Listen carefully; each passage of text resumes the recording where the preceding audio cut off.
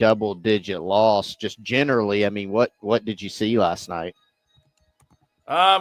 Just again, same as usual. Honestly, you're down by 2 in the first half. There's like 11 minutes left to go, and then a minute later, you're down by double digits, and it's the lead just continues to grow to where it's like you're down by so much, it's hard to come back. And you have 18 turnovers last night, 6 of which came by Nick Pringle. You had a lot of silly mistakes in this game, and it's like you see why this team is where they are. It just makes sense. And LSU shot the ball like at a high rate last night in that first half. Almost around 60%.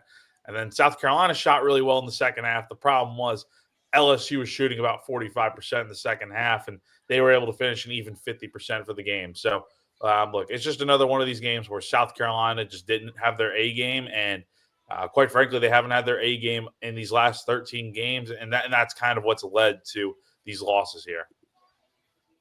Jack, there was a kind of just a sequence in the second half. South Carolina was down 12. Jamari hits a three-pointer. They cut it to 9. Morris makes a great anticipation play, picks off a pass for LSU, creates what could have been a run out. He sees LSU gets back. Let me slow this up. I think smart decision. He passes the ball to a teammate. It bounces directly off their hands. Back to LSU. They have a run out. They kick it out, and they hit a 3 to go back up by 12 when it felt like maybe there's a chance to make a little run. I don't know, man. I don't even know if there's a question in there. It just felt like a microcosm of a lot of these games, and just that even, there was a couple of plays too where you're like, Carolina did everything right, but then just doesn't finish the play as well. Like you get to the basket, make a beautiful move a couple times, and miss the layup. I mean, you've watched as much of this team as anybody. Is there just a common thread with the issues? Or, I mean, it seems like they're inventing ways at this point. I just have a lot of questions about like some of the basketball I watch, honestly, because some of the plays I see, and this is not like any discredit to the guys that play. Like I could not do anything that these guys do. However, at the same time, there are like 3 plays that stick out in my mind most from last night. Number one, the play I think you guys were just describing there with Morris Ugasuk, who I'll get back to in a second here, making that pass to I think it was Pringle coming through the lane. Like, why are you passing that ball to him? Even Lamont Paris was questioning that after the game in his post-game interview with Derek Scott. And then you get into the shot that Ugasuk was trying to throw on the inbound pass to CMB in the paint, and that ball ended up going through the net for a made basket, but it didn't count because it's a turnover and Morris was out of bounds on the play. So that took another potential opportunity off the board. And then there was another play that led to a turnover where BBV had the ball in his hands, and then no one was even guarding him. No one was around him. He has 2 hands on the ball, and the ball just magically slips out of his hands. Like it's just stuff like this that I can't really explain it. It just happens, and you just go with it because it's part of what South Carolina has done all year to get to this point. I can hear the frustration in your voice of talking about this game as somebody that just has to cover it.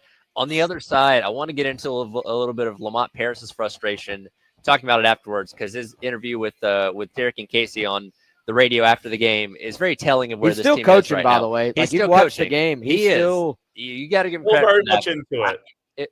He's still into every possession. I listened to what he said after the game, and you could just feel the frustration in some of the things that he's talking about, which we'll hit coming up to wrap up hour number 1 of the X Point. Again, broadcasting live here at Firehouse Subs in Irmo. We are going until noon. Store opens up in about 15 minutes. Come by and see us. Hang out. If Josh shows up, we'll probably have some tickets to give away, but he's got to actually show up first. So hanging out until noon here on your Wednesday on the game.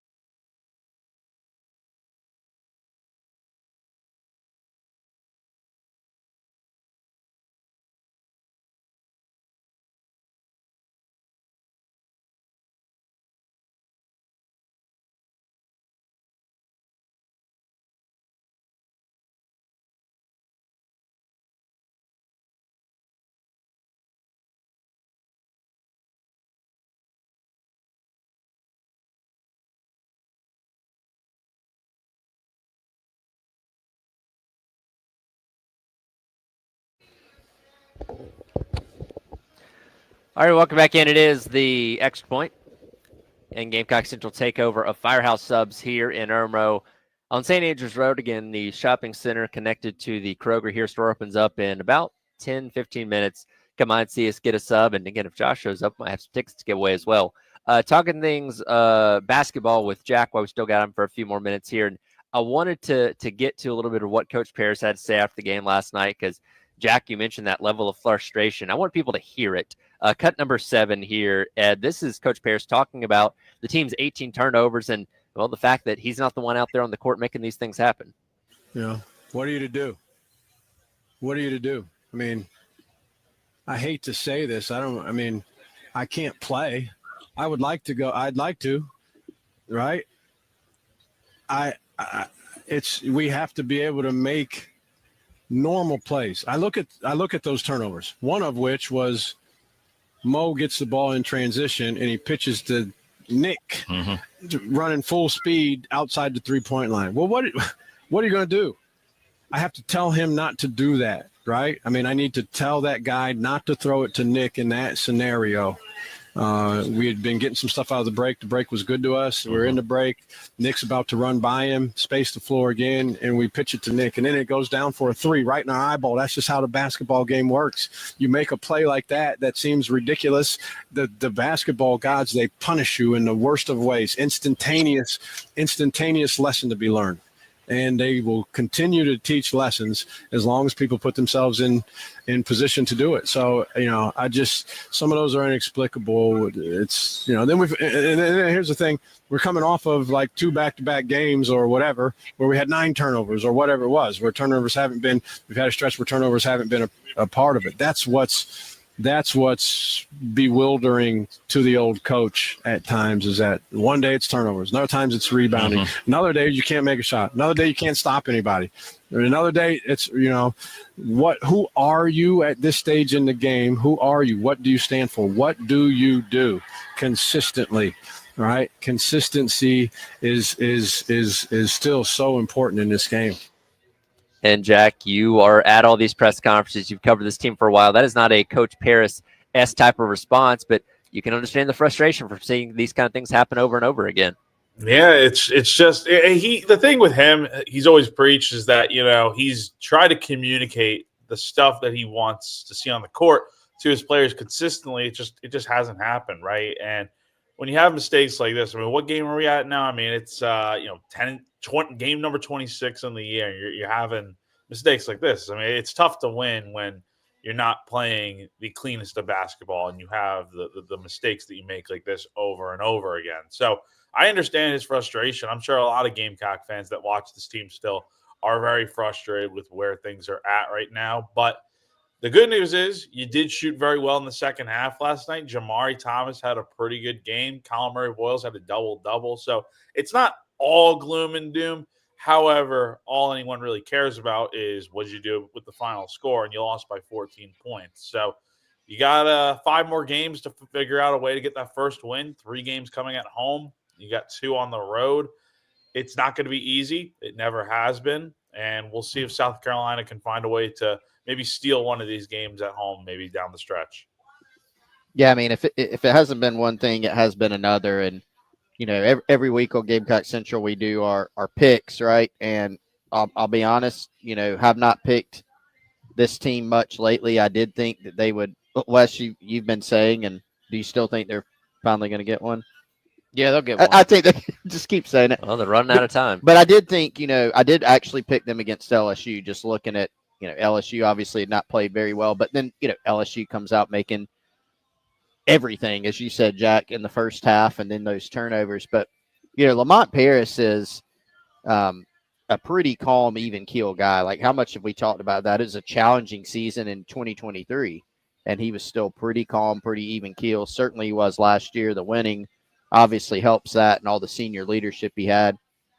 You've kind of seen, even for him, and I don't blame him for it, there's been some frustration building. And last night, that was probably about the strongest and the most demonstrative that you're going to see him or hear him in a post-game press conference or in a post-game interview. And, if you've watched this basketball team all year, you can see why, and I think, I mean, it kind of is what it is because you do have 5 conference games left. This is a lost season in the sense of, you're not going to go out and do something in the postseason, even if you somehow won these last 5 games, which we're not expecting.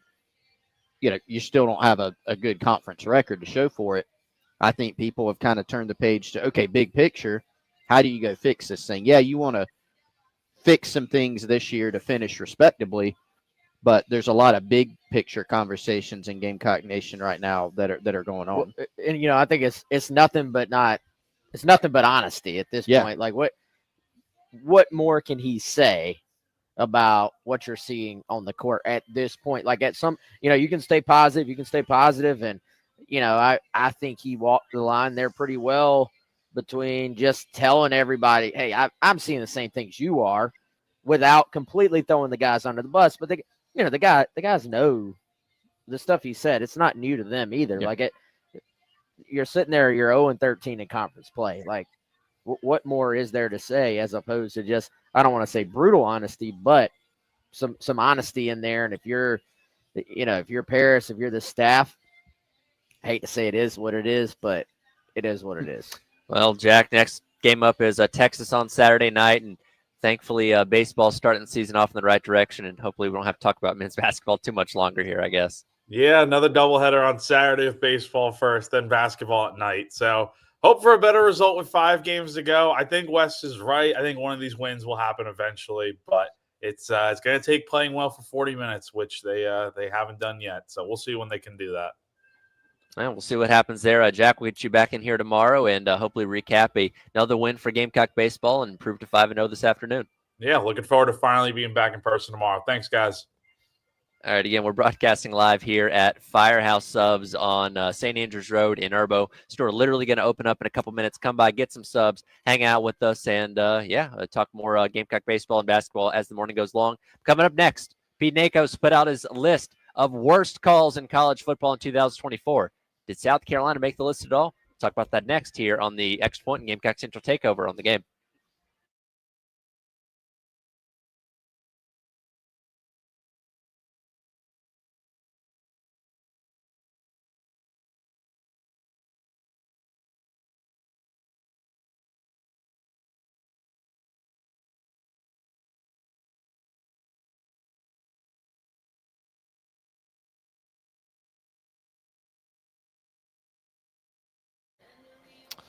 Tyler Ed here, reminding you once again about our friends over at Twin Peaks, right down the street in the Vista. Always an exciting time at Twin Peaks, no matter what the month of the year is, but the month of February is especially exciting. Coming up on the 22nd later on this week, you have Celebrate National Margarita Day over at Twin Peaks with their refreshing margarita specials where pricing starts at just $5. You can sip on $5 house-made margaritas or indulge in $6 Peaks margaritas. Enjoy the $12 spicy strawberry margarita or treat yourself to the $9 Twin Peaks Barrel Select margarita and so much more. But it doesn't just stop there. I tell you about it all the time, especially now with basketball and baseball and hockey all in full swing. Park yourself down at Twin Peaks. They got TVs as far as the eye can see. Amazing food, and of course, those 29-degree draft beers as well. Get down to Twin Peaks in the Vista.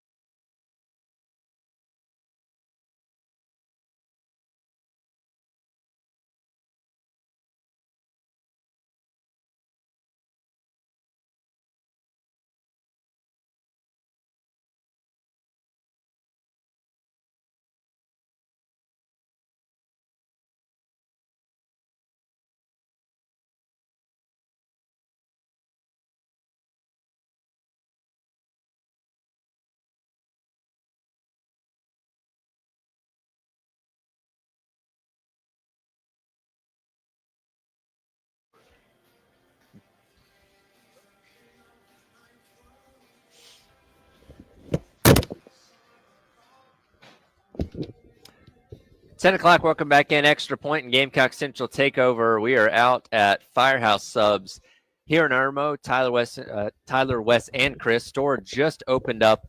We'll be enjoying some delicious Firehouse Subs here in a couple of minutes. And certainly come by and see us. Got some T-shirts. Like I said, if Josh decides to make an appearance, which there's food, he will. We'll have some tickets to give away a little bit later as well, probably to some baseball and stuff coming up as well. So come by and see us and come hang out with us going till noon here at Firehouse Subs in Irmo. We're in the season of list now that college football has officially ended. Football in general has officially ended until the fall rolls around for official games. And some of these lists are pretty interesting.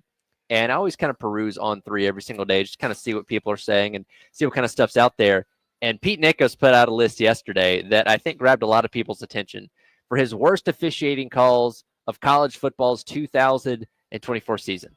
There's a lot of good candidates on this, but everyone's attention immediately went to number 2 with the personal foul that denied the pick six of Nicky Minori of Garrett Usmeyer with about 6.5 minutes to go against LSU, all the way back in September. That would have potentially made it a 39-29 game at that point in time. And obviously very much could help South Carolina win that game. Obviously, know what happened with Kennard getting flagged for the personal foul there. And the rest is kind of history at this point. But number 2 on the list of worst calls of the entire year.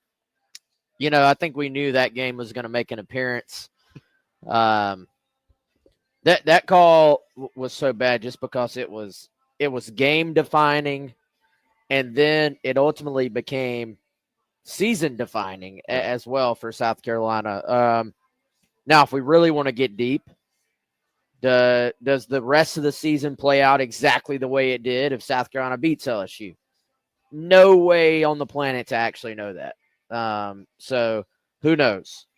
But anytime you take a pick six off the board in a game that already had another pick six taken off the board, in a game that should have had an interception in the end zone taken off the board for your team, in that Lenore Sellers was hit in the face when he threw a pick while in LSU territory. Ref behind him didn't see it, Wes. And in a game that honestly there's a lot going on, Chris. They can't catch everything. Well, it was a game that had more going on than sometimes you're watching a game, you're like, this game's drunk. Like, you just don't know what's going to happen. And this was that game for this year. And unfortunately, South Carolina came out on the wrong end of it. I'm with Chris, though. Something you tweeted, that was not the worst call of the game, though. The worst call of the game was the phantom offensive pass interference. I mean, yes. I still, to this day, and at the time, I asked somebody in the building, I was like, hey, did y'all get any explanation of what the heck was seen here? And I was given no more details. Like that, I don't think anything else was ever said. It was one on Bennett, right? Yeah, supposedly. Yeah, it was called on Bennett. It's called on Bennett. Yeah. You can go back and watch it right now. I still have no. Sometimes over time you're like, oh, okay, yeah, I kind of see that. Yeah. I still don't know what they witnessed on that play. So to me, that went for a first down. By the way, when Carolina needed a first down on offense in the worst way. A great play by Delvon Campbell. Good throw by Robbie Ashford. I mean, I think so. Two things on that play, on the pick six being wiped off the board, being put on this list. Number one, and I actually, when I tweeted that, the point still stands. I didn't realize they weren't including like no calls in this, right? It was just like when a flag actually came out. Yeah. So the flag actually. So it's a different type of play because I don't know. It was a little bit different type of play, but that one I think made it because it was so impactful, right? Like it was literally a score, like you wiped a score off the board, whereas the other play, you just wiped a play off the board. And so you don't think about it as much, but you look at the situation with the OPI, worst call, because if you go back and look, to your point, Wes, nothing happened. There's literally no argument. And y'all remember a while back, obviously Shane Beamer wasn't going to talk a lot publicly about the discussions with the officiating crew or the feedback. He was asked, hey, did you get feedback back from the SEC? And there was, I believe what he said, this was obviously a while back, but what he said was, Yeah, we got some feedback back. Some of the things are like an agree to disagree. It's some things we got feedback on. I would venture a guess that if you went and asked somebody in the SEC league office right now about that OPI call, they're going to be like, "Yep, there really wasn't anything there." Would be my guess, and that. Again, I'm not saying that's the feedback they got, but that would be my strong suspicion. And that play definitely had an outcome on the game because South Carolina loses the football after that. LSU scores. It was my point is on the surface, a wiped out pick six that was a score. Sure. Yeah, that's maybe a bigger impact play, but that one was huge, and the call was even worse. Well, I would actually love to know, even if they said probably not a OPI. I would like to know what they even saw on the play. What did you think you saw? What I'm still at a loss for what was on that play. Well, and this goes back to a point that we brought up, unfortunately, several times throughout the year when these kind of things popped up is the accountability for officials in college football specifically is so low. Like, at least in the NFL, you do have like a pool reporter that can go over there and ask the head official, hey, this call, what happened, give you an explanation. You don't have to be satisfied by it, but you get something out of it. We don't really get that. And the league will sometimes come out and say, hey, sorry, they screwed up on Saturday and your team lost, but oh well. And it's just kind of a shrug of the shoulders and on to the next thing.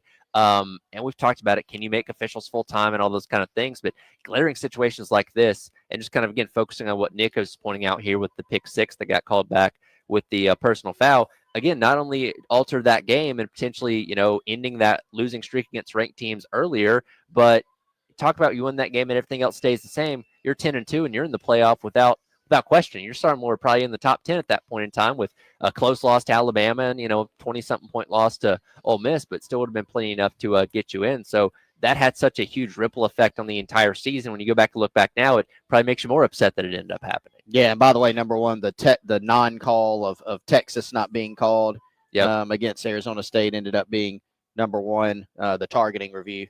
Did y'all think that was clear targeting? Yeah, I thought it was by the letter of the law. Yeah, I did. We'll get in some of these other ones in a second. Nobody knows. But back to what you're saying, Tyler. I mean, the thing that added also to like just the devastation of that LSU loss, and there was so much talk at that time, and it's continued about lack of accountability. Is the NCAA then decides shortly after that game? I think like on the Monday following that game. Hey, y'all, what if we put together a highlight reel of calls that were correctly made with explanations and included 2 calls from the South Carolina LSU game? Yep. Who decided to do that? That would be a good idea. Like, where is your, have some situational awareness, and stuff like that, stuff like Greg Sankey continually gaslighting fans. But I promise y'all, if he was sitting right here, I would literally say that to his face. I think he's done some good things, but stop gaslighting fans by saying, "Hey, our officiating's it's not perfect." We're gonna corner him at media days. Yeah, we're gonna get him. You should, but I just don't acknowledge there's a problem. Yeah, don't tell us, "Hey, I know it's not." People shouldn't demand it to be perfect. We're not demanding it to be perfect, but when there's completely obvious things, or when your officials are seeing things that aren't even there, not to open. I guess I've opened that can again, but that's what people I think were so upset about. The calls are bad, but the lack of follow up and doing things like, hey, here's some calls we made correctly in the game. Don't do that. Nobody cares. Nobody wants to see it. Yeah, I'm with you. Yeah, no disagreement there. Looking at some of these other things that are on this list, as Chris mentioned, the Texas not getting called for targeting against Arizona State comes in at number 1. And the effect of that was, of course, that would have given Arizona State a first down in plus territory, driving to potentially kick a field goal to win that game at that point in time because they were tied 24-24, of course. Game ends up going to overtime. We know what happened there. So we don't know for sure if Arizona State would have been able to score had they got that first down, but they would have had a heck of a lot better chance to do that. And again, maybe not even take the game to overtime at that point. If you really want to extrapolate something out, how much, let's say it got called and then Arizona State takes care of business, take a field goal, win the game. How much money did that call cost Arizona State when you factor in, all the studies about, hey, if your football program makes a big yeah. run, Yep. the number, your the interest in your school goes up. And we're not just talking about sports, like just you have more applications Higher and quality applicants. Yeah. yeah, maybe Arizona State goes on some magical run and they're the Cinderella story of this entire season. They already kind of were, but maybe it keeps going. I mean, that would be very, if I was in their administration, if I'm their AD president, it would be hard to sleep at night if I thought too much about what that could have meant for that community. Yep. And versus, Texas, who, let's be honest, like they don't need any, like they've got plenty of money. They probably didn't need a revenue boost from being on the national stage for another week. But for Arizona State and what that program was just a couple of years ago, Yeah. I mean, Lord knows what that number would be. Well, and apply the same thing for South Carolina, right? I mean, the as you said, Tyler, if assuming they had the rest of the season had gone the way it Which did, you can't assume. You can't But assume. just for the sake of this argument. But if literally that's the only difference, like they're in the playoff, and maybe say, well, they probably would have lost in the first round. Well, they made the playoff. That's a huge boost. It's more money, and I think that's another frustrating thing. It's like you look around at college football and go, it seems like there's some resources here to get this part of it fixed. That's what's hard to. If you go out in a football game and you do things to lose a football game, that's on you. And South Carolina had some things in that LSU game that were certainly on them, but the things that are out of your control, that is what is so hard to swallow. By the way, Texas, 2 appearances in the top 3 here. Their overturned pass interference against Georgia comes in at number 3 after all the bottles and crap got thrown on the field and the unprecedented, during that delay, we just decided it wasn't pass interference anymore. Call was right. I mean, the call was right, but they didn't get it right the first time. And by the rules of football, we don't just overturn things like that. Yeah, I mean, it was a weird. But we saw a lot of things that were sort of strange this year. Some things that didn't exactly have precedent that happened that they just kind of made up on the fly. It was an odd year of college football in a lot of ways. Fun year, nonetheless, and obviously the 12-team playoff was interesting to say the least in its first iteration. By the way, that's going to be changing in 2026, and I believe some news potentially by the end of the week on what exactly that's going to look like with the SC and the Big Ten meeting down in New Orleans. Want to jump into this coming up next. A writer for ESPN listed the best portal ads for all the preseason top 25 teams for 2025. Who did he say is the best ad for South Carolina? We'll hit that coming up next. It is the Extra Point and Gamecock Central takeover of Firehouse Subs in Irmo. Come on and see us going until noon here in the game.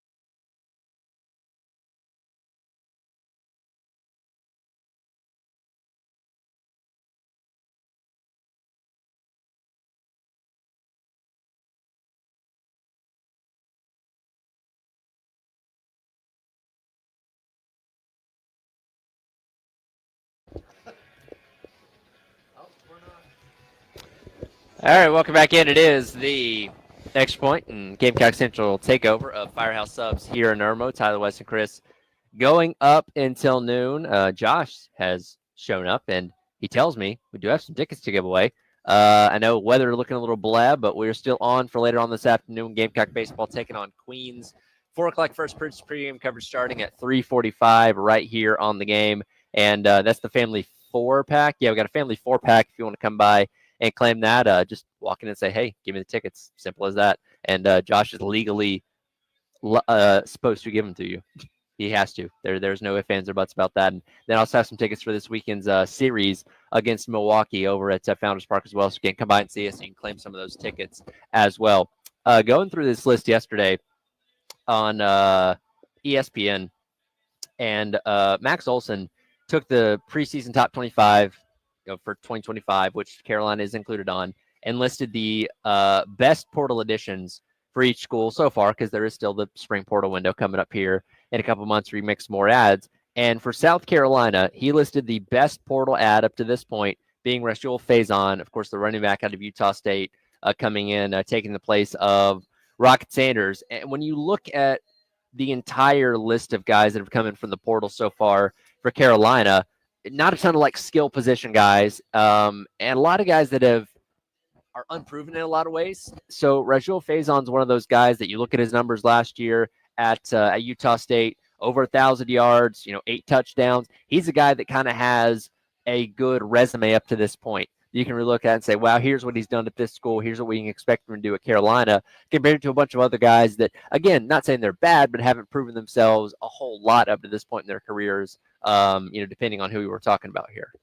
Yeah, and I think that's probably as good of a pick as any. If you start to look at what South Carolina brought in, and you just look at, I think you're always talking about what's the need at that position, what's the availability of playing time at that position. And, I think if you're South Carolina, you hope that by the end of the year, you're kind of having a debate like we did this past year about, hey, who made the biggest impact of the transfer guys, because you had multiple that made big impacts. But I think on paper, you look at the fact, obviously, you're replacing a Rocket Sanders, and you're going to have a guy back at quarterback, Lenore Sellers, who can make things happen in the run game, whose run game ability maybe opens some things up for a running back to have a little bit more room to operate. You look at what Faison did at Utah State, the ability to kind of be, I think, a little bit of that sort of one-cut runner. Not a burner, but he's a guy who's going to get those kind of what I would say are medium-sized chunk runs for you, 10 here, 12 there. And, I personally think he's a really good fit for what South Carolina does on offense. Love the vision, love the balance. And there's some other guys I could make a case for on that list, but, especially for a national article, somebody who's trying to keep up with all the teams, I don't really have any arguments against Rasul being the guy. Yeah, I think it's a perfectly reasonable pick. Good pick. If you ask me the same question, I might land on it, eventually. The production, like you said, Wes, the fact that it's a need because of the guy that you lost.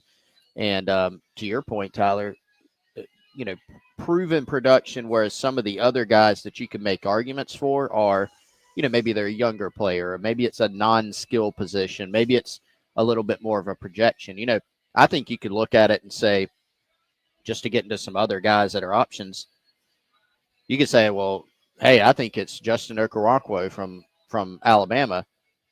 That'd be a fair pick. This is a guy that, the interesting thing, Sean Murphy and Justin were both recruited to play linebacker at Alabama for Nick Saban. That's a decent checkbox. Murphy obviously ended up transferring to FSU and spent last year there.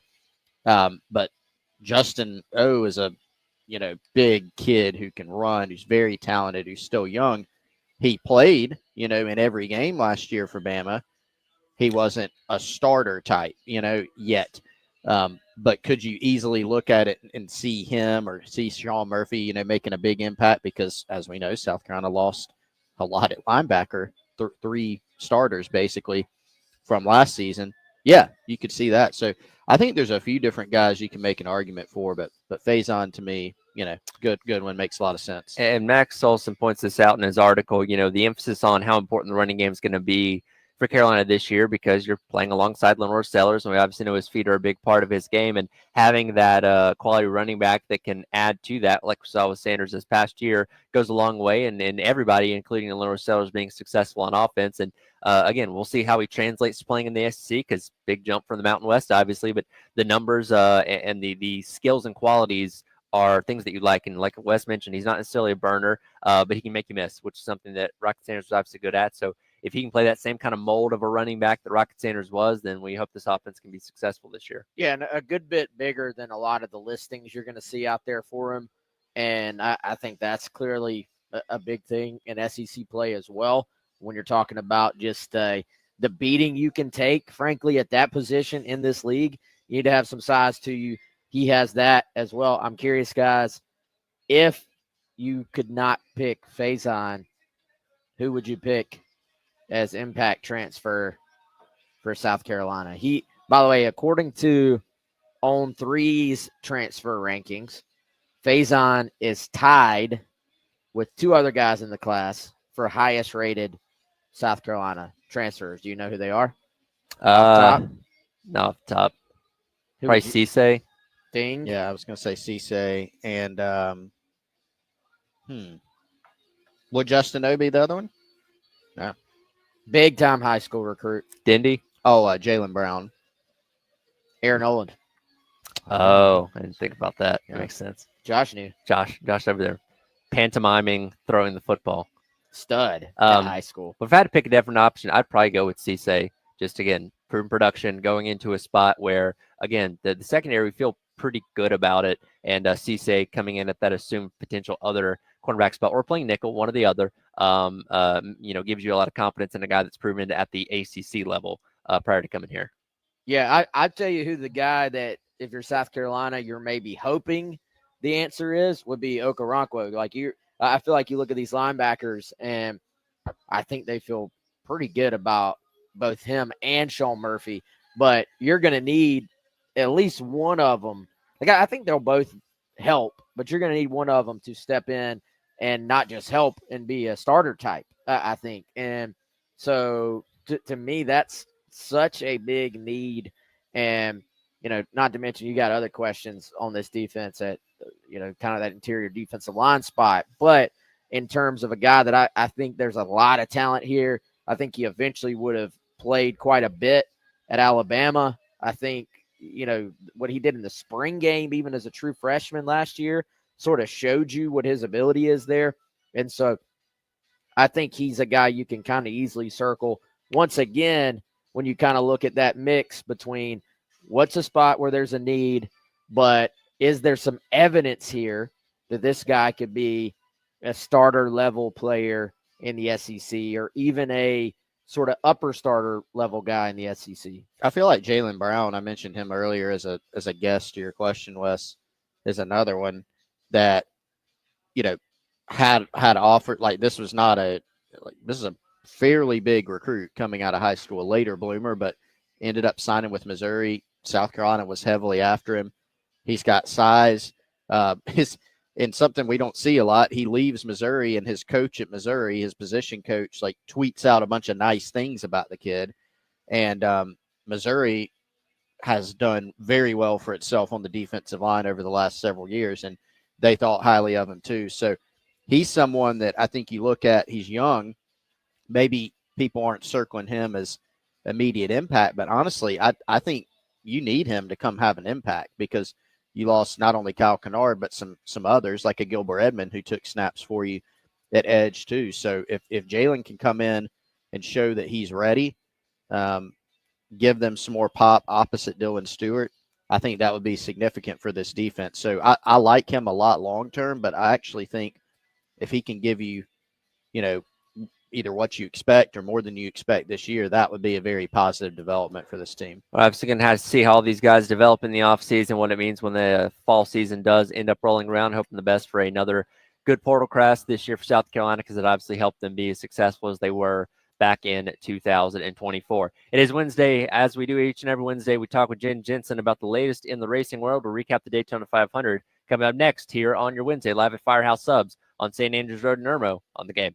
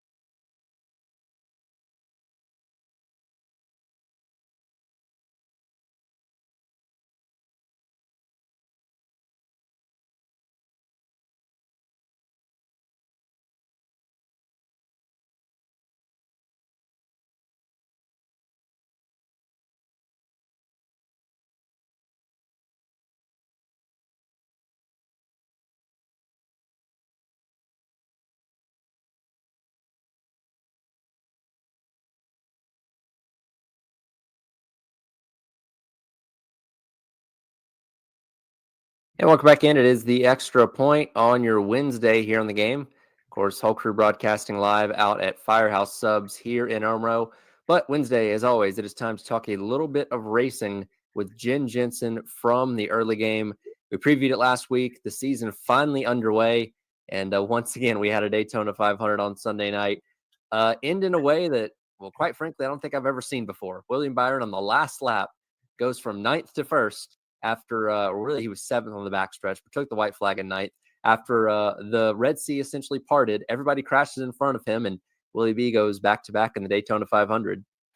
And he was at least up there and competitive for the race, and that part I appreciate. The ones that come up through from the back and are the winners because of that. I know we'll get to this, but I'm okay with Byron winning that way. It took Denny Hamlin out, which I was okay with because, again, from the morning show, we do our picks.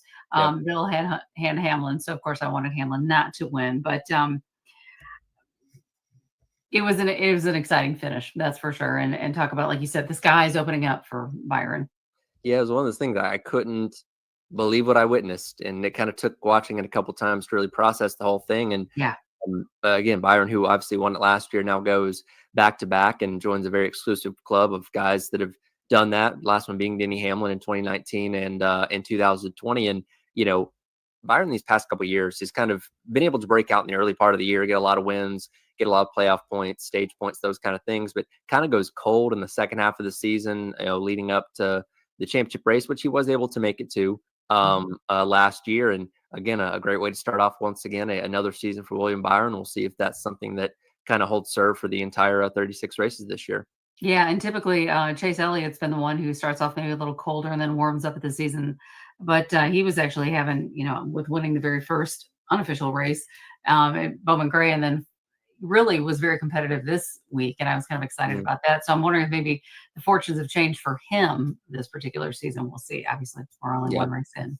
I was going to say it's a long season. We'll have plenty of time to break that down. But this race was another one kind of in line with what we've seen out of super speedways these past couple of years, where you had a lot of fuel saving going on. So that led to three wide racing and a lot of racing that looks very fun, through the middle of stages and all that kind of stuff. And of course, you have the bigger wrecks that tend to kind of sprout up more towards the end of the race. And the last lap was no different. When you had Cole Custer turning Denny Hamlin, and then all hell breaks loose, and that essentially opens the door for William Byron to take the win. With about 15 to go, you had Joey Logano and Rick Stenhouse Jr. getting together, which caused another big wreck. And more than I remember in the past, there seems to be a really big industry response about where we're at right now with super speedway racing. Is this where we want to be? Are we balancing entertainment and sport the right way? Because, and you've watched a lot of Daytona 500s, it used to really be about having the best car, the best handling car, the best driver that went out there to win this race. And luck was always involved to some degree, but it seems like luck and just circumstance are more important than ever right now. And I don't know if everybody in the sport wants it to be that way, if that makes sense. Yeah, I'm not 100% that I'm a big fan of it. I mean, yes, it seems like it is more luck, but yet if you look really since the inception of the Gen 6 car, it seems like for the most part, there's only been a couple of anomalies as far as winners are concerned. You've had the Denny Hamlins who have won, and you've had the William Byrons and Jimmy Johnsons and all that. You've only had a few who really was like, Austin Dillon won, that's kind of odd. So I still feel like we, for the most part, have crowned somebody at this crown jewel has gotten the win. But I agree with the fact that when you had Christopher Bell racing and being pushed, and it was clear that his car just could not handle the pushing. And, well, where do you go? So then that's where the risk factor comes in. I just think that the racing is a little iffy. Yeah, and look, they're so clumped together, and again, it creates good optics and the cars being tight and all that kind of stuff, but you're so dependent on the cars around you. And in order to make moves, you have to just bump people and move people and all this kind of stuff, which obviously leads to this chaos. And it can also lead to the wild wrecks that we saw on Sunday night, which culminated with Ryan Preece taking flight and flying in a way that I've never seen a race car fly before. It's easy to forget these things weigh, over 3,000 pounds, but he essentially did a wheelie for several football fields down the back straightaway before tumbling once again in a little bit of a different way than he did a couple seasons ago. And seems to be the question every single time is what do we do to keep these cars on the ground? And again, that seemed like a weird situation. I don't know really how NASCAR responds to that. Yeah, I don't know, because again, when the car goes up like the wheelie like it did, okay, well then that totally skews using those air flaps to try to like slow them down or keep them down. So how do you plan for every single scenario like that? But poor Ryan Preece, man, if he can put a car airborne and flipped, that boy can do it. And it's but it's gotta be scary for him. Yeah, and Elton Sawyer went on Sirius XM today and talked about, NASCAR's looking into all the possible solutions. I see a lot of people bring up the fact that the underbody is very smooth, kind of like an airplane wing, which Mhm. a little air under that thing, it's going to take off like an airplane Yeah. wing would. If there's something you can do there's a lot of possibilities that I don't know what NASCAR's exact route's going to be, but definitely want to try and keep those cars on the ground as much as you can. And unfortunately, Ryan Preece has kind of found the hard way to flip these things just about every single time, it feels like. Yeah, I feel bad for him. And now that he has little ones and stuff like that, he mentioned that that's exactly who he thought of as his daughter, and that's Yeah. scary. You're Oh, going in an unsafe and it sport. goes back to what we were talking about a moment ago, where balancing entertainment and sport is a very delicate thing.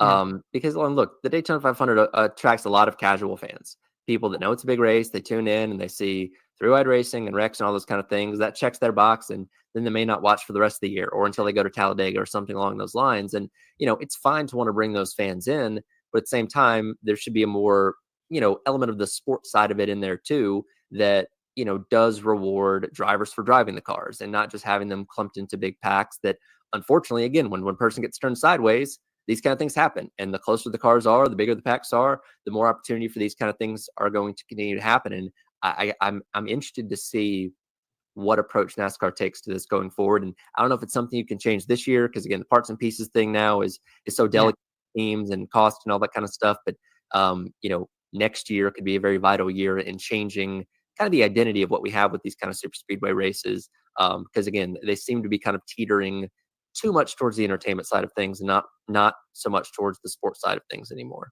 Yeah, I would agree with that. And again, there's no fun in seeing some cars, because fuel saving being such a strategy with the super speedways. And it's like, how much fun is it really to be laying back and doing that? And plus, those who lay back, they also are at more of a risk of some of the more inexperienced drivers that they may get collected in something as well. But yeah, something needs to change. I think we're going to see a lot of changes in a lot of capacities for 26. I'm actually surprised it's taken them this long to do the fuel saving thing at super speedways. And this has been a long done thing at the Indy 500 for Yeah, years, where you're trying to limit the amount of time you're on pit road.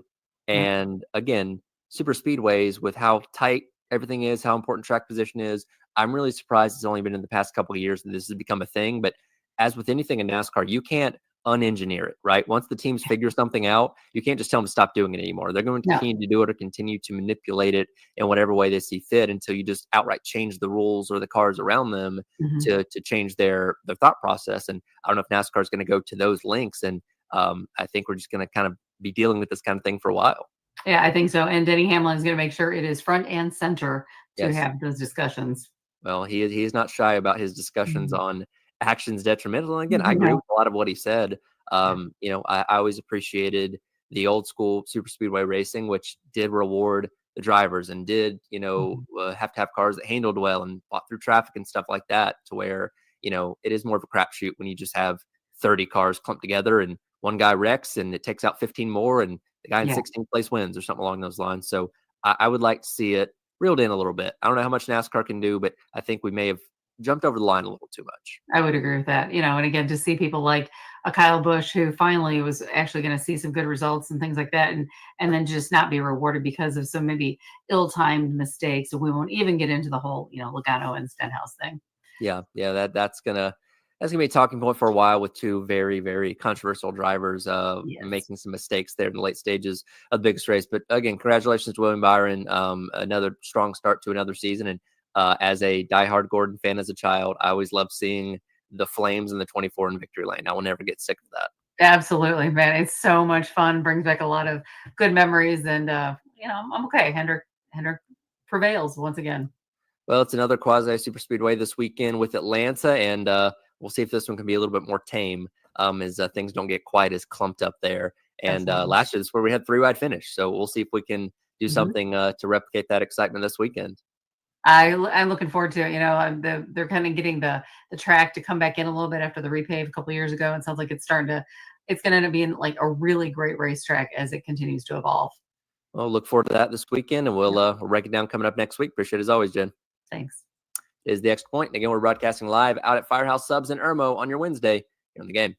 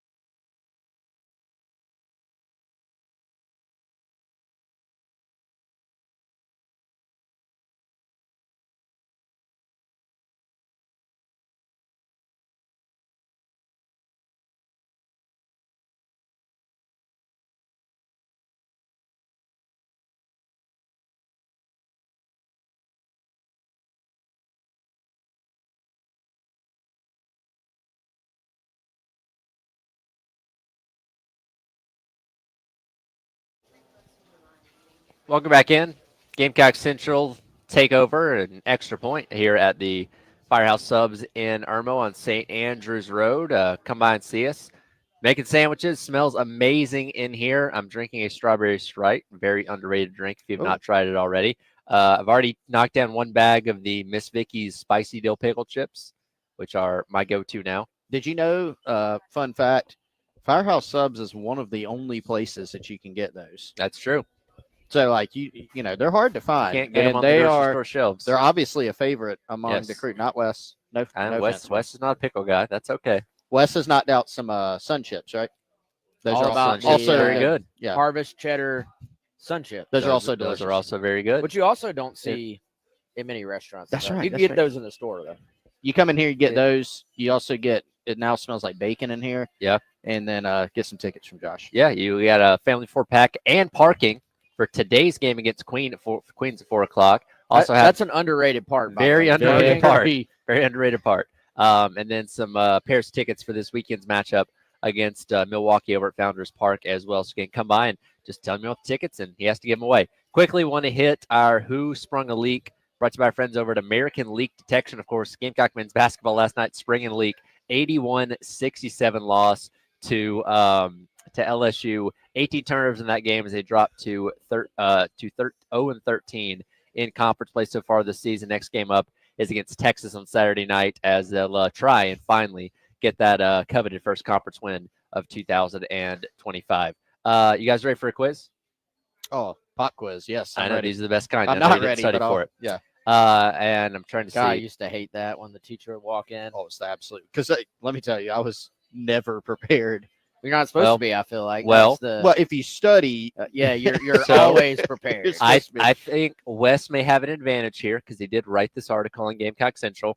Doesn't mean sometimes I don't even know what I write. But I'm gonna see if you know the New Jersey numbers oh of god, the portal no, ad, I of the don't, new I new don't. guys on campus. this is bad. I don't. Not- And it's- hey, so it's not gonna be all of them. real quick. All I will right. make sure. Let me test while I'm talking. No, real quick. All right. So we have a text from Kevin Miller who writes for us at Gamecock Central. He said some of the freshman numbers are different too. Does that mean that my article is already out of date, Possibly. or is he talking about weights, like numbers, literally like numbers, as in jersey numbers, or? I think he numbers, means jersey number because he said number. He probably would have said weights. but a weight is a number, is what I'm saying. But this is true. It is in the broader category of a number. Yeah. All right. So we're All right. Well, it's not gonna be all of them. I'm just gonna throw a couple of you guys, see if you can figure these out. Oh no. Who is going to wear? Would you rather me give you the name or the number? What do you Number. think's easier? I think you should kind of just go back. Go back and forth. Okay. Yeah. And by the way, no double numbers here. There are a couple guys that share numbers, so I didn't do any of those. Okay. One guy, one number. Who's going to wear number 0 for South Carolina as a new ad? Like Cyrus. Yeah, that right. was a good guess. Lex Cyrus is correct. What number is new defensive lineman Caleb Williams going to be wearing? Oh God. I feel like I'm better when he gives us the number. Yeah, I agree. I do not know. Take a guess. It's It- not. Is it in the 99. 80s? I It think is it's in the weird- 80s. It's an atypical D-line number. 88. Touch. 88 is 88. correct. So you want me to give you the number? Does that help? I Yeah, mean, either way. numbers but yeah. matter. All right. How about number 27? Well, Oscar Attaway on offense, but he's not new. Is this freshman and transfers? Freshman and transfers. Mm. Yes. New ads in general. Oh God. 27. Okay. You guys were hyped about this guy. Cisse. No, No, he's not a Cisse. single digit. He's single. It is a DB. Not a DB. It's a linebacker. Linebacker. Okoronkwo. No. Sean Murphy? No. You going to guess, Chris? No. What? You said Oh, freshman linebacker. Oh yeah, Donovan Darden. Donovan Darden is going to wear Yeah. number 27. Let's see here. 13. Blake Clark. Yeah, I mean, Lee Clark. can't disagree. Last one. 65. 65 is an offensive line number. That is an offensive line number. Transfer or freshman? Transfer. Oh, RJ RJ Newsom. Newsom is who I was That's gonna say. correct. Yeah. He won number 65. Wes did a lot better than I did. Well, he did write the article. I did. Now, I don't Last know. week. But Last week, but still. Yeah. That's why I wanted to give it a few days. We'll have so it them wouldn't be down. as I'll fresh have in them your down by mind. spring practice, guys. Don't worry. And hopefully those are still accurate. Well, I was gonna say, I hope Apparently they haven't changed between Apparently now they're and then. changing on the fly. I don't know why you would change twice within a week before any kind of team activity, because you get to choose your own number if it's available, right? To an extent, I think, Yeah. yeah. Well, and here's the thing. They were updating the bios, Okay. but the actual roster was not out yet. So, Okay. I see. By the so way, I don't know how official some things were yet. Like, for example, Fred J.R. Johnson on the spring roster, now wearing 0 on defense. Taking He the was Devo 15 Williams last number. year. Yeah. Man, you know it stands out more than the number? 6'4", 240. Woo! that'll catch your attention. And can run. I'm disappointed nobody on the defensive line went with the single digit. I know. I feel like that always just makes you 10 times more intimidating. Like Number 1. Yeah, like Melvin Ingram, number 6, Clowney, number 7. Like those guys are already scary enough, but put a single digit on there, they look 10 times bigger. Number 0 defensive tackle. Yes. I love that. What's his name at Kentucky? Deion Walker. Yeah. Yeah. I mean, he just looked massive. What's the best defensive line number that's not a single digit is 99. Ooh, I yeah. love that one. You gotta be a dude for that one. DeAndre Jules last year. I think 99 or 98. That is, yeah. by the way, Brownlow Dinley gonna be wearing 99. Yep. There you go. A lot to So- live up to. It's a good number. All right, one more hour to go. Firehouse Subs out here in Irmo. Tyler West, Chris going until noon here on the game.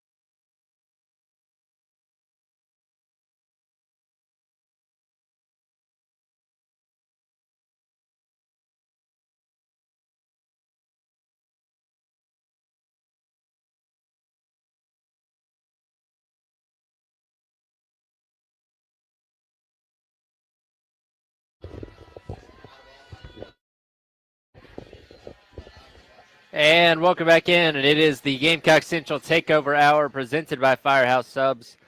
Tide West and Chris, we are out at Firehouse Subs here in Irmo.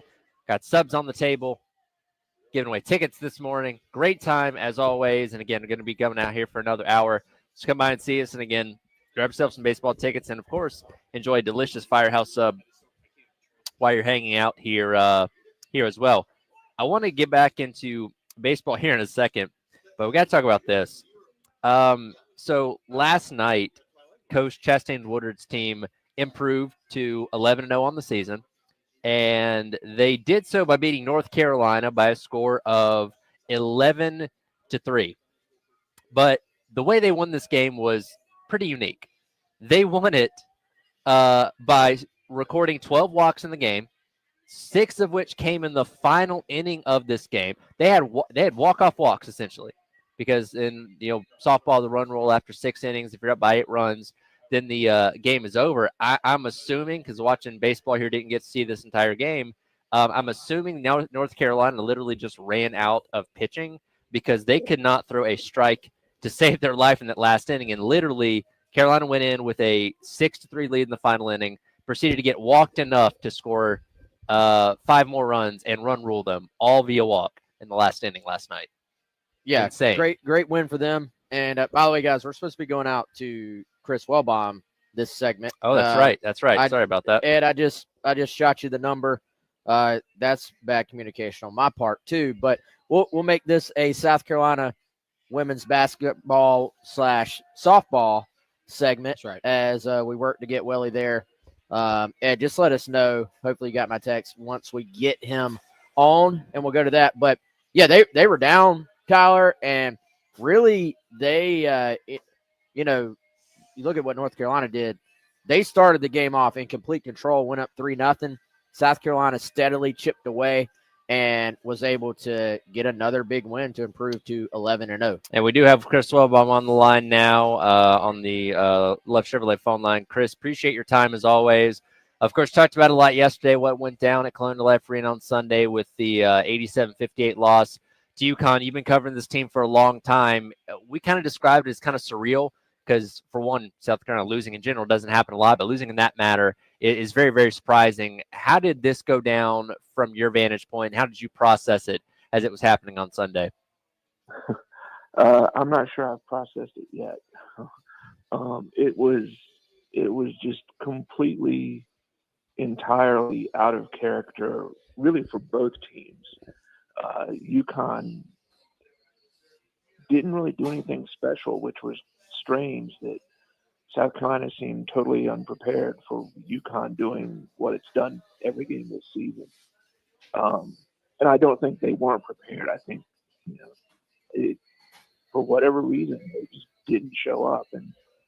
And that's one of the things that you've been able to count on with this program, no matter who the players have been throughout the Dawn Staley era, is that they're going to compete, even if they're not as talented or as good as whoever they're playing. They're going to compete. On Sunday, they just didn't compete. Chris, I wanted to ask you about one of Dawn Staley's post-game comments, and I think we can dive into the game itself and some of her other. The first thing she pointed to was taking bad shots and not playing well in transition on defense, and of course, UConn took full advantage of that by getting some easy baskets, shooting very well from outside, 3-pointers in transition, etc. But the thing that stuck out to me that Dawn said was, when you get beat like that, something's going on that's away from basketball, that's away from the court. What did you make of that? Because I agree with you. There was a different kind of feel with a team that's so talented, doesn't get frazzled typically. They kind of look that way in that game. So what did you make of her comments, and what do you attribute that to? Yeah, that stood out to me too, and the more I thought about it, the less sure I am what she meant by it. I'm definitely going to ask her to clarify today, because did she mean that there's some locker room issues? If so, that would be the first we've heard of that, either on the record or off the record.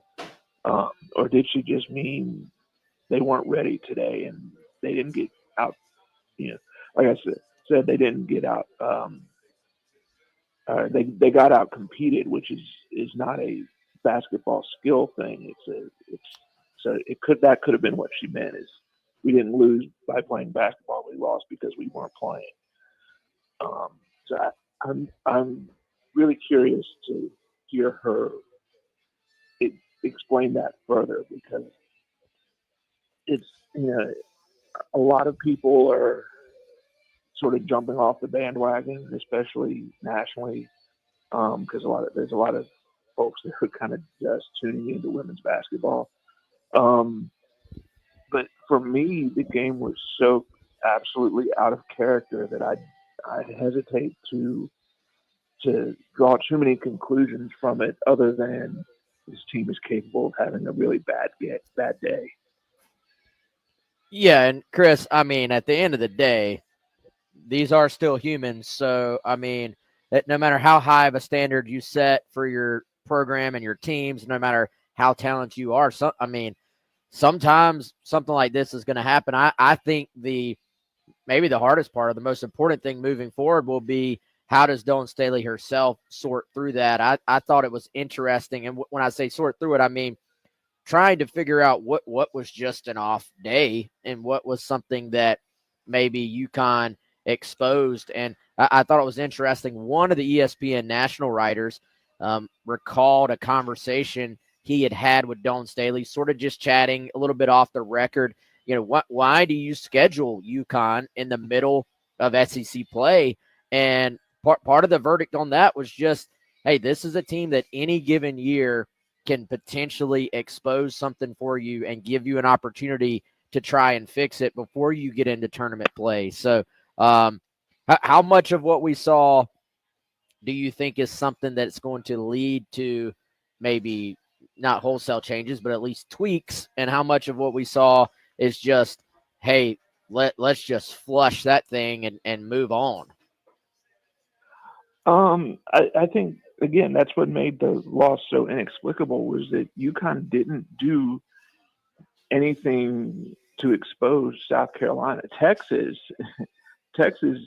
found a weak spot, offensive rebounding or defensive rebounding for South Carolina, and interior defense. That's a weak spot. UConn did not take advantage of either of those. UConn's not a good rebounding team. South Carolina just didn't show up. Offensively, all UConn did was get the ball, run to the three-point line, and take wide open shots. They didn't execute anything. It was really simple, and South Carolina just couldn't figure it out. But as for what Dawn said about it prepares you for the tournament, I do think, I think we'll see tomorrow night how they respond. And then they've got 3 quad run games to finish the season. You win all those, you win the SEC championship. It's a tie, but you still get a banner, possibly the top seed in the tournament, and you get to start a new run.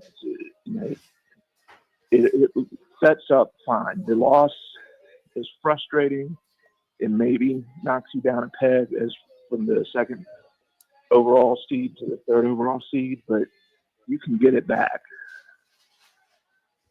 In talking to Crystal Wong from Gamecock Central about women's basketball, and in reference to those national seeds, like I said, Carolina's still currently one of those number 1 seeds in latest bracketology. Is there no more margin for error? Could they technically lose another game and still be a number 1 seed? Like, where's that line for you as of right now? Well, that's where if they win out, I think they're still either the second or third overall seed. The hardest thing with this is you can't look at it in a vacuum. You can't say, well, if South Carolina does A, then B, because you've got really 7 other teams competing for 4 number 1 seeds. If South Carolina loses another game, they would probably drop to being the 4th overall 1 seed, and that would send them to Spokane. At that point, you'd rather be a 2 seed and get sent to Birmingham, because you don't want to have to go all the way to Spokane. Not that I don't want to go to Spokane, but the budget doesn't want to go to Spokane. So if you lose, you don't want to lose a game. You don't want to get into that mess of where are we going, who are we playing. If they win out, they're still safely in Birmingham because they would have 13 quad one wins, which would be the most in the country. They would be the SEC championships with one loss in league play. And that resume is not getting kicked to Spokane, and it's not getting kicked down to the 2 seed.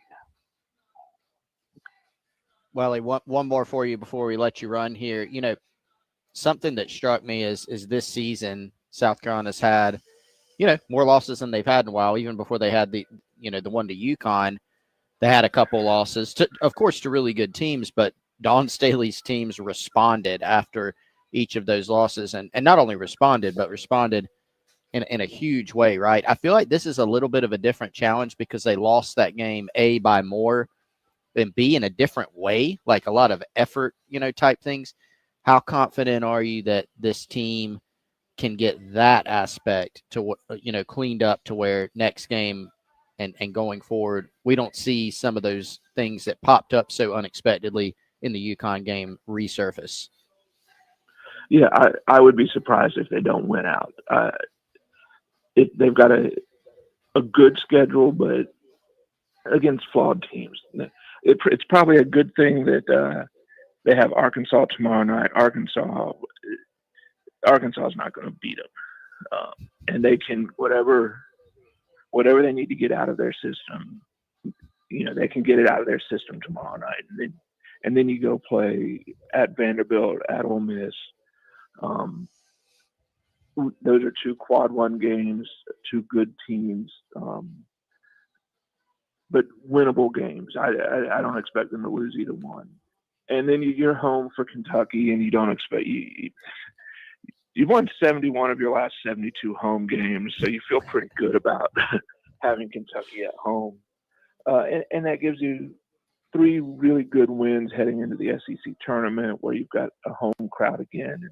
You've really got a chance to build some momentum by beating good teams going into the NCAA tournament. Even if you don't win the SEC tournament, as long as you make the final, I think you feel good. He is Chris Wellbaum of Gamecock Central. Always keeping us updated on the latest going on with women's basketball. Chris, we appreciate your time, and we'll be checking with you again soon as we get set for tournament play here in a couple of weeks. All right. Thanks for having me.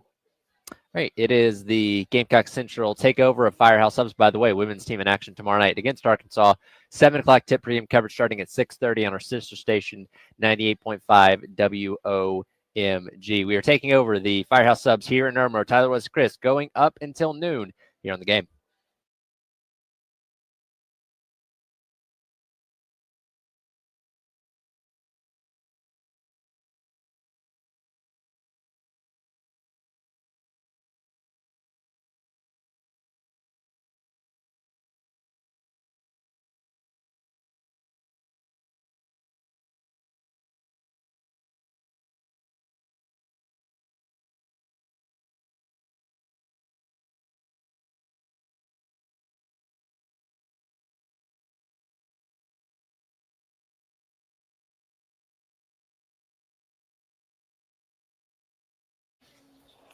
All right, I want to tell everybody about another one of our great partners here on the program, Integrated Media. Michael, Nathan, the entire team, they do an amazing job with any of your home or business's audio-visual needs. So if you need something as simple as, hey, I want to get a new TV, and I don't know in 2025 what the best brand is. Wes and I had a conversation with Michael out at his Pro Swing shop actually the other day about that. Said, hey, do you still like this brand? No, actually, I like this brand the most. Here's why.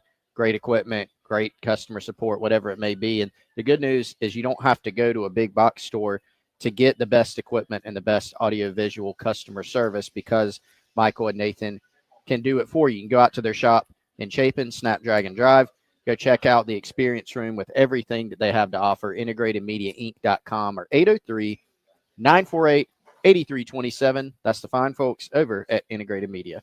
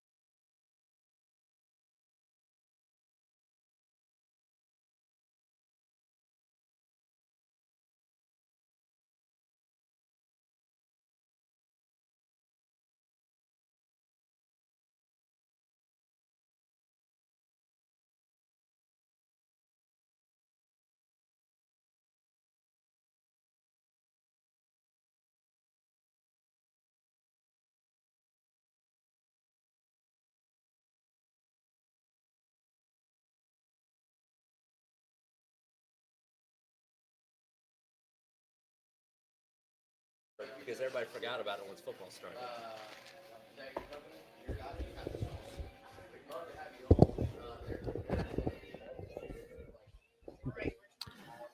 Welcome back in. It is the Gamecock Central Takeover Hour presented by Firehouse Subs.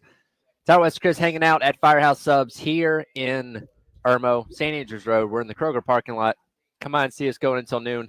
I just once again had what is now my new #1 sandwich, the French dip. And phenomenal as always. Yeah. They were gracious. They gave us our own individual cups of au jus, which I appreciate. I mean, you can't buy that kind of service. You cannot. Phenomenal service. Gonna dive into some of these other sandwiches here in a couple minutes. By the way, we got the best compliment in that last break from my guy Randy, who Wes is over there talking to right now. The best show of his entire listening day is right here at 11 o'clock. Ah, well, we appreciate that. Appreciate him coming out. Also, another cool little story, Tyler. Originally, he's got 3 guys that are coming to meet him here any minute for lunch. And he came by to say, hey, they originally had lunch slated for a different location, undisclosed location. Yep. We will not name. Yep. Decided to come to Firehouse instead. Why not? It's where the party's at. Hey, it works. Sandwiches, Gamecock Sports Talk. Yep. What more can you ask You're for? going to try and convince Haley to eat a jalapeno here. I'm trying to get Haley to check out the the spicy Cajun chicken. It is rapidly moving up my power rankings. You said is that the one you said your wife got? She got it the other day, and she loves jalapenos. And look, I'm not a crazy jalapeno person. It's good. I'll say, like, it's really not good. It's not going to like set your mouth ablaze necessarily. Right. You can add hot sauce, by the way, with hot sauce bar if you want to kick it up a spice level. That's right. But I feel like just the jalapenos are tolerable to where it's not going to be too bad. Yeah, it's really, really good. She's hitting the French dip right now. Yeah, first time French dipper. That's my new #1. It surpassed TBR. That's saying a lot. Saying a lot. Yeah. But, man, that's a good sandwich. It's the all-star crew out here of sandwiches for sure. Absolutely. Again, appreciate Chris Wellbaum taking a few minutes to talk women's basketball as he's still trying to process what happened on Sunday with the team. I think we all are because that was just surprising. And God help Arkansas tomorrow night because they might not score any points and South Carolina may hang 200 on them. We'll have to see what happens. Again, later on this afternoon, Gamecock baseball back in action. Taking on Queens at 4 o'clock. Founders Park is assuming the weather holds. I don't think it started raining yet. Not yet.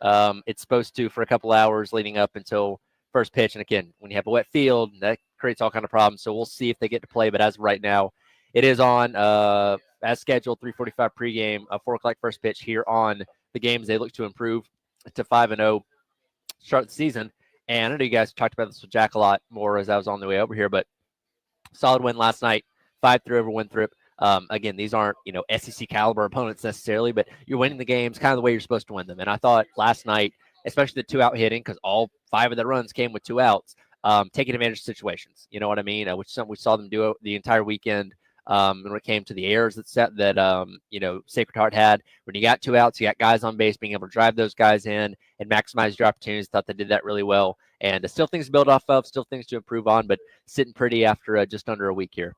Well, I said earlier, we have so much to learn about this team because we're 4 games in, assuming they get this thing in tonight, 5 games in.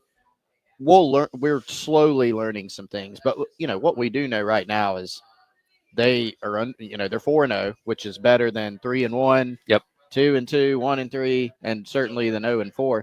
And they have a challenging slate ahead of them in SEC play that's when the results will, not that these games don't matter. Obviously you want to win these games, but that, league play is really going to matter. And you can have a losing record in conference and go make the tournament. And heck, you can go thrive in the tournament having a losing record from an SEC standpoint. But, what does everything, the bits and pieces that we know about this team that we've learned so far, how do those translate to conference play?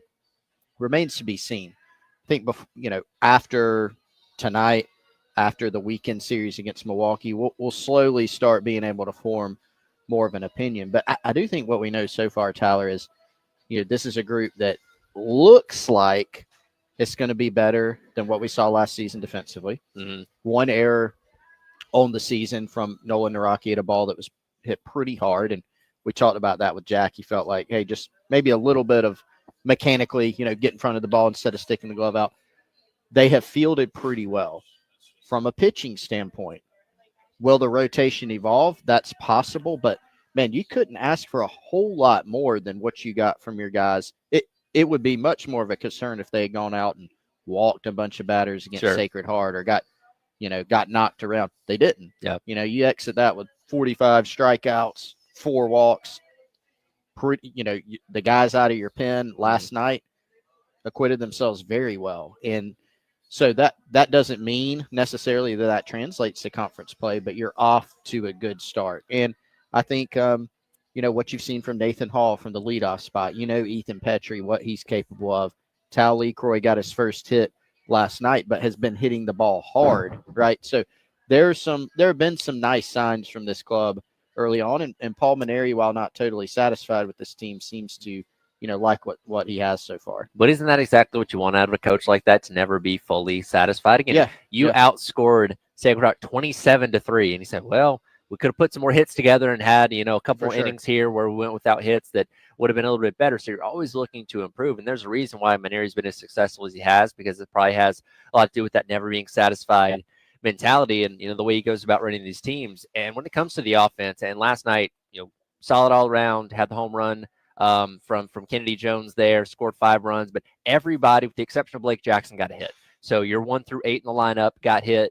Pretty much everybody up and down the lineup was getting hits all weekend. So you're getting good, consistent play from your offense. And like you talked about, maybe not trying to take as many walks and trying not to get too deep in those counts where you're 1 and 2 or 0 and 2 or something along those lines, which is something that's going to be a work in progress. But this team is out there, attacking pitches, getting on the base path, and driving guys in, which is obviously what you want to see. And the competition level is going to step up, starting with Clemson, not this weekend, but next weekend, and then conference play in the middle of March. But again, when you look at this 4-game sample size, the way you're supposed to beat these teams, they've done that so far.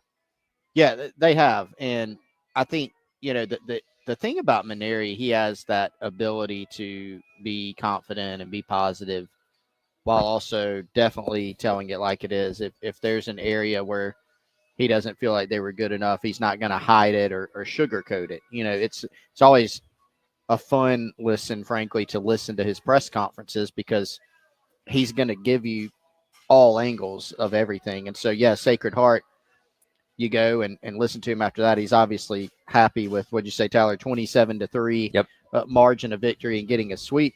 And he was very, very positive about the pitching staff, because how could you not be? But also he said, hey, and he wasn't being overly negative. He didn't have a bad tone about it, but I didn't love our hitting approach this weekend. Here's why. Took too many walks. I want to be more aggressive. Want to see the ball on bat a little bit more. So I think that in some ways, it helps to win, right? If a coach has a team that's losing, you get to that dreaded point where it doesn't matter what he says. Everybody is going to tune it out or find fault in it. So, this team will lose some games at some point this season. They're not going to go through the season unscathed. But I do really enjoy listening to him talk about the good, the bad, everything in between with his team. Guys, I think a small thing from yesterday that maybe could be a big thing was Kennedy Jones getting going a little bit. 2-run bomb early on. Had another, I think, kind of a seeing eye single from what I could tell. And that's someone that I think has had a really good offseason. I think there was a time where it was expected that Kennedy Jones would probably be a guy that would get drafted last year and probably would not be back. He ends up back at South Carolina. I think he's completely bought in. And I think if Ethan Petrie is going to have the year that South Carolina needs him to have and that he wants to have, and for Tyler's 30 home run prediction to go over. Hey, we were on pace for 56 with game 1. To me, Kennedy Jones, and you can throw in the other guys batting around Petrie, but the guys batting before and after Petrie, specifically the guy batting right after Petrie, is going to have to be pretty consistent at driving in runs and at being a power bat and keeping teams at least making them hesitate about putting Petrie on. Because if Petrie is sort of the one power source in this lineup, then teams are going to go out of their way to not let him be the one to beat them. But if these other guys keep hitting or can bring a little bit more power. I know it's been cold out, so we'll see how that maybe expands as the year goes on. But you're going to need. I circle Kennedy Jones as being the guy that is most important to protecting Petrie in this lineup. Right behind him in the lineup, Talmadge LeCroy finally got his first hit of the season after going over against Sacred Heart over the weekend. Big hit, too. Big hit. I know you guys talked about Jace Woda a little bit as well. He's got 3 hits so far this year, off to a very strong start, finding his way kind of into that lineup, too. And again, like I mentioned, you had 8 guys getting hits yesterday, with the exception of Blake Jackson being the only one to not be able to reach in that regard. So strong throughout the entire lineup, which is going to be very important once you start conference play here in a couple of weeks. Yeah, Blake will get going, I think. We saw him last year. He is a solid college bat for you. Going to be interesting to see how Maneri continues to tweak this lineup. Dalton Mayshore was kind of the guy to start out there in right field. He's been out of the lineup the last couple of games. Apparently has been a little bit sick, but Woida has stepped right in, who had really statistically an awful preseason and did a great job of not carrying that over into the games. Like Tyler said, has 3 knocks. So that will be fun to see how this thing gets tweaked. Again, baseball team back in action this afternoon, taking on Queens, 4 o'clock. First pitch pregame coverage starting at 3:45 here on the game. Going to make your case coming up next. We're out here at Firehouse Subs in Irmo. Tyler West Chris going until noon here on the game.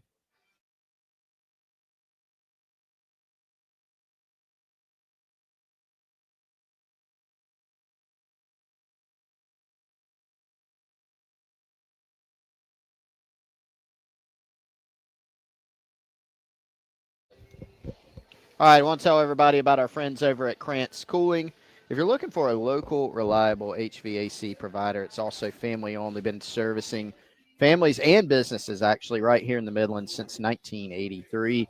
Jot down this number, 803-755-0793. You can talk to the helpful team over at Krantz Cooling and Heating just like I have. I've trusted them to come out to my home, put in a mini split in my garage, so nice and warm in the winter. Very cool in the summer. My mom out in Irmo as well, once she moved here, 2 mini splits, courtesy of Krantz Cooling and Heating. KrantzCooling.com is where you can go to learn more. KRANTZ, cooling with a K, KrantzCooling.com. Shout out to Justin Krantz, their great general manager there. They can help you with any of your home or business's HVAC needs. Free estimates. Go check them out, KrantzCooling.com.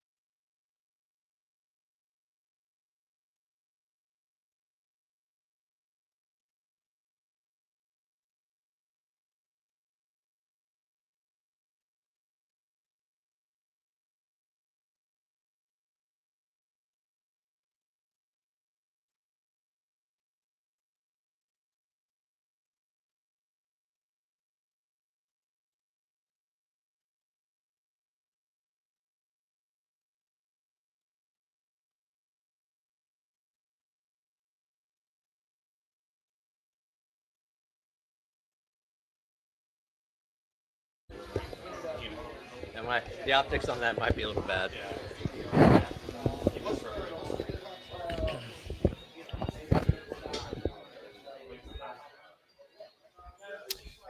And welcome back in. It is the Gamecock Central Takeover Hour presented by Firehouse Subs. Tyler West Chris along with you here out at Firehouse Subs in Irmo. It is busy out here.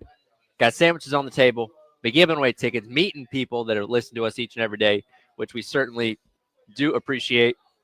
I just knocked down Wes's favorite, which is the brisket add bacon, which has gotten to, as Chris backs into the camera, which has gotten to, I think, number 2 on my list.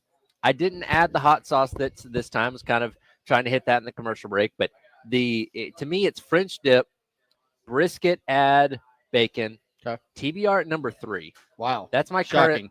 current power rankings. Okay. I mean, all good options. There's no bad sandwiches here. I can't even decide my number 1 right now. I need some time. Like to reflect. to me, the number 1 is if we have a spread of all the sandwiches, what do you gravitate towards first? Like that should be in your mind. Your That's first true. Well, choice. today it was the spicy Cajun chicken. Okay. So maybe, that's I feel like it's an great, man. underrated one. That doesn't get slept on a little bit. It is a sleeper pick, no doubt. Yeah, that's the I don't know. That's the 12 seed that upsets a 5. Mm-hmm. In March Madness Yep. or whatever. That's right. Yeah, again, we're out here for about another 25-ish minutes. Still got tickets to give away as well if you want to come by and ask Josh for them for baseball, not only today, but this weekend as they take on Milwaukee for the second series of the 2025 season as well. Want to get into, Ed Bird, I probably should have asked you to key this up. Can you get our Law and Order sounder ready on the hotkeys? Let me know when you have it. All right, it's time to make your case. Didn't have it yet. Okay. Tyler, I jumped the gun on that one. Do you have the make your case prepared? I do have the make your case. Now, Okay, did you he's have prepared one? a case. Did you have one? I didn't. Okay. Well, I had one just in case. So,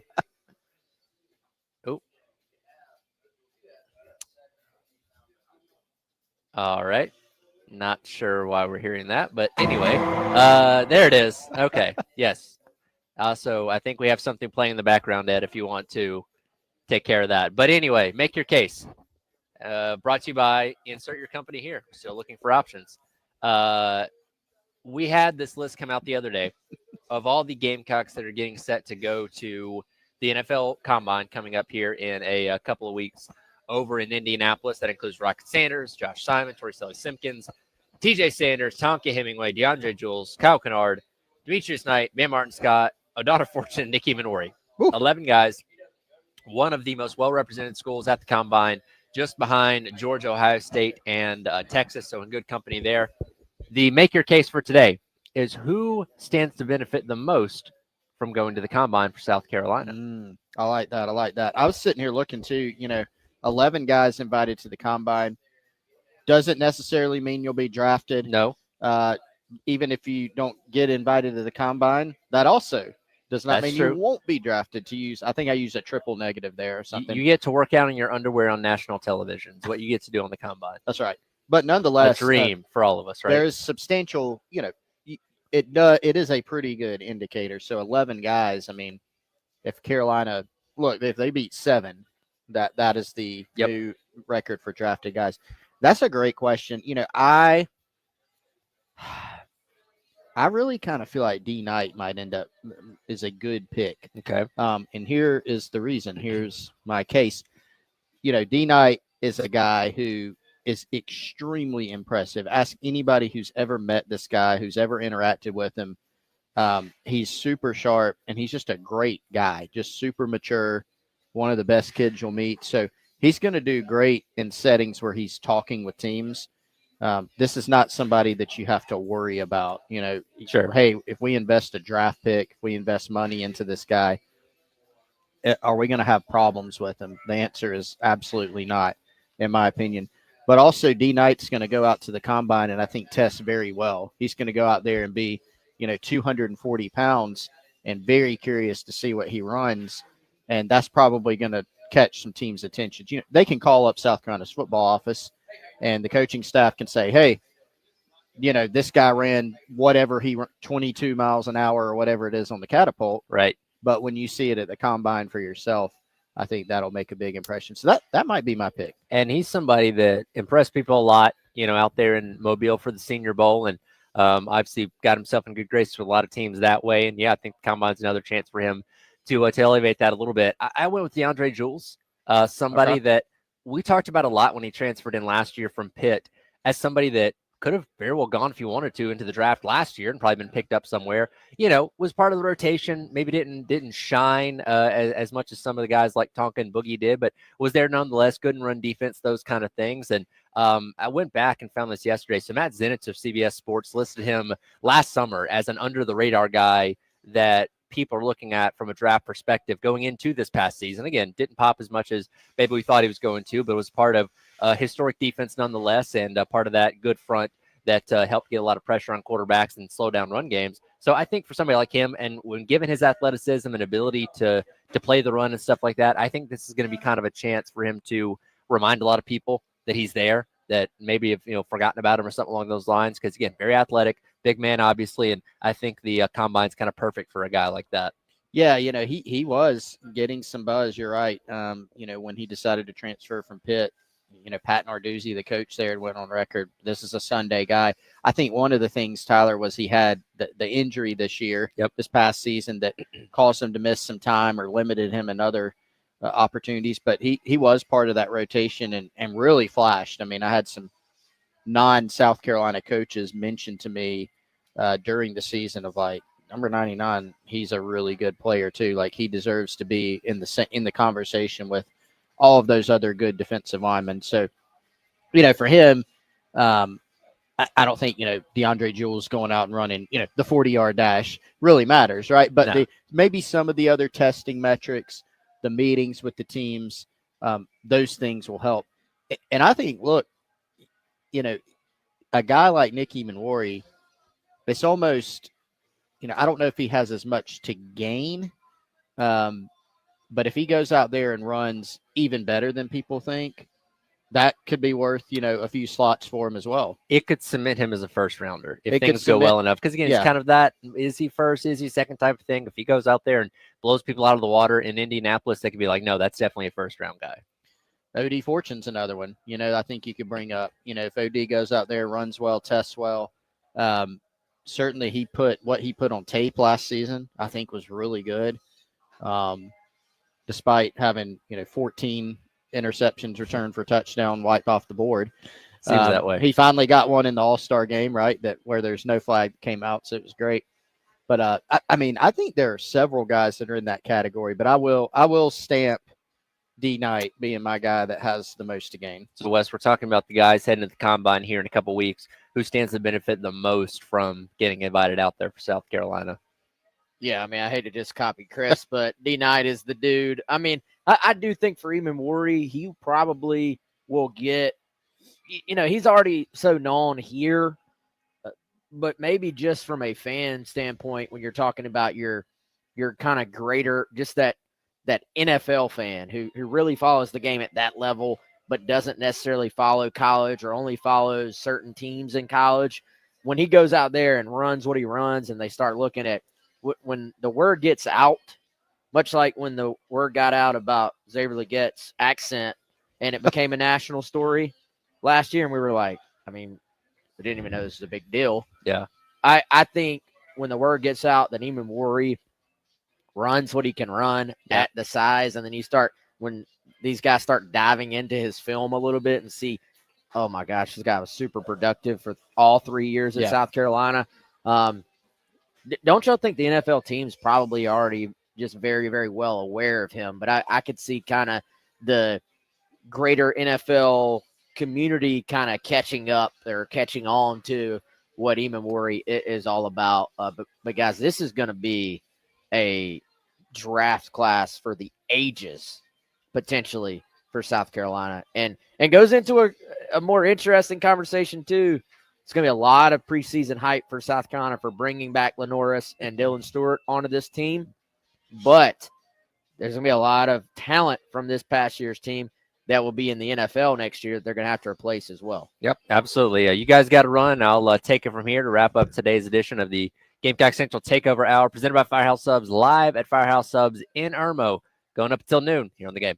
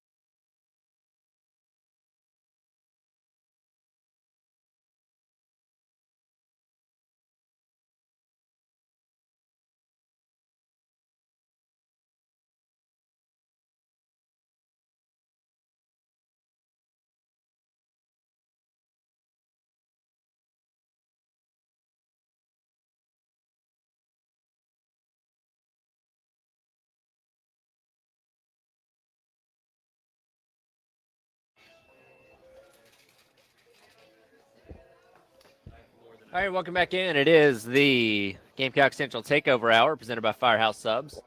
Tyler Head with you for the next couple of minutes. Wes and Chris had to pop out early to get to some business for Gamecock Central, and hopefully we can talk a little bit about that coming up tomorrow. But I want to loop back around to men's basketball last night as we have a couple more minutes here, which, by the way, thank you so much to Larry Chandler. Thank you to everybody here out of this Firehouse Subs in Irmo, as always, for having us and for all the amazing subs and the great hospitality here that we certainly look forward to when we do these each and every month. But we've been trying to avoid it as much as we can today. But men's basketball falls once again last night, this time to LSU by the score of 81-67.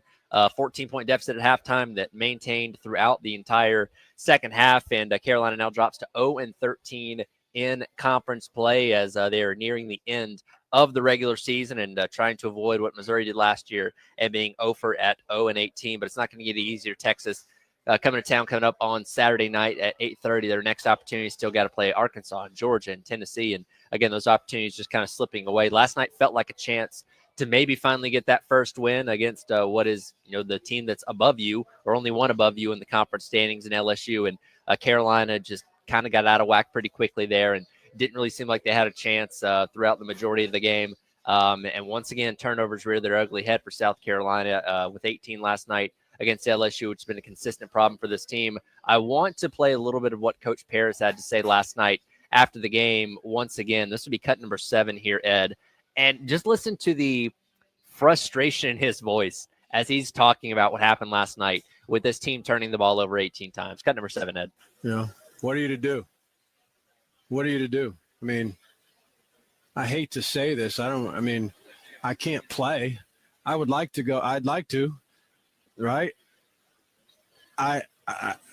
We have to be able to make normal plays. I look at those turnovers, one of which was Mo gets the ball in transition and he pitches to Nick running full speed outside the 3-point line. Well, what are you going to do? I have to tell him not to do that, right? I mean, I need to tell that guy not to throw it to Nick in that scenario. We had been getting some stuff out of the break. The break was good to us. We're in the break. Nick's about to run by him, space the floor again, and we pitch it to Nick. And then it goes down for a 3 right in our eyeball. That's just how the basketball game works. You make a play like that seems ridiculous. The basketball gods, they punish you in the worst of ways. Instantaneous lesson to be learned. And they will continue to teach lessons as long as people put themselves in position to do it. So, some of those are inexplicable. It's, then here's the thing. We're coming off of like 2 back-to-back games or whatever, where we had 9 turnovers or whatever it was, where we've had a stretch where turnovers haven't been a part of it. That's what's bewildering to the old coach at times, is that one day it's turnovers, another times it's rebounding, another day you can't make a shot, another day you can't stop anybody, another day it's, who are you at this stage in the game? Who are you? What do you stand for? What do you do consistently? Right? Consistency is still so important in this game. And again, that's Coach Paris after last night's game. And look, we hear from Coach Paris each and every week, and we kind of know his mannerisms, know the way he likes to talk about things. And that is the most flustered I've heard him this entire season. And again, when you've lost 12 prior games prior to last night, you wouldn't, blame him for getting a little bit out of sorts after game number 5 or 6 or 7 or something along those lines. But he's, for the most part, kept his composure. But last night, again, 18 turnovers. It sounded like he was losing his mind. And he said something that we've been kind of reiterating a lot so far through this losing streak, was like, hey, he's not the one out there on the court. He can't put on the shorts and the sneakers and go out there and dribble and pass and shoot and all those kind of things. It's up to the guys on the court to go out there and make things happen. Now, there's the responsibility that falls on him of A, assembling the team, and B, making sure they're as prepared as possible to go out there and execute, which, again, he seems to be falling short in that regard in one way or the other. And that does, like I said, fall on him. But, man, and like I've said, I imagine in practice, things probably look good. I imagine they're not turning the ball over at a crazy high clip in practice or missing free throws or doing dumb things like that in their usual day-to-day stuff. But for some reason, when the lights are on, when they're playing these big-time opponents, when it gets down those last couple of minutes, these things once again rear their ugly head. And we've been saying the same thing over and over and over again. I almost feel like a broken record at this point talking about this team, because nothing is getting better. And, as insignificant as one win would be in the grand scheme of things in terms of the conference standings and obviously, what this overall season meant, just trying to avoid going 0-18 would be so huge for this team, because we clowned Missouri the entire offseason about going 0-18 last year after making the tournament the year before under Dennis Gates in year number 1. We don't want to be that team. If you can just go 1-17, if you can beat Georgia or Arkansas or whatever before the regular season closes out, just to say you won a conference game, I think would do wonders for the psyche of this team and the fan base as we go into the offseason of one that's going to be very important on how you manage your NIL dollars, how you assemble a new roster, and all those kind of things to make sure this doesn't happen again next year. Because as we talked about, Donati did not hire Coach Paris. That was Ray Tanner. So Donati does not have anything that he owes Coach Paris, and he's going to have him under a microscope like every other coach. And he's going to need a severe bounce back in year number 4 to get himself off the hot seat to make sure that something like this does not happen again. Once again, thanks so much to Larry Chandler and everybody here at Firehouse Subs in Irmo for allowing us to be out here. Always appreciate it. Always a good time. And we'll look forward to being out another one of these coming up in a couple weeks. So for Wes and Chris, Tyler Ed here out at Firehouse Subs in Irmo. Halftime show with Terry Ford coming up next, assuming he's actually on time to start the show on your Wednesday here on the game.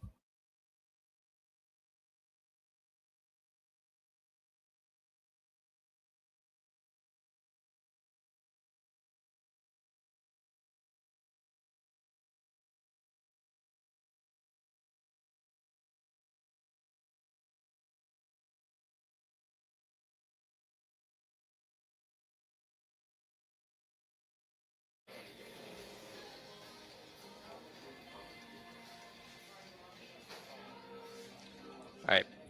Once again, thank you so much to Larry Chandler and everybody here out at Firehouse Subs in Irmo for allowing us to hang out today. Always appreciate getting to come out to all these stores. I think we visited almost all the ones in the Midlands so far. I tried a couple different sandwiches today. Been hitting that French dip really hard here as of late. It's one of the newest sandwiches on the menu, and it is absolutely phenomenal. If you have not tried it, highly recommend to come out to Firehouse Subs and do that. Of course, still got to get my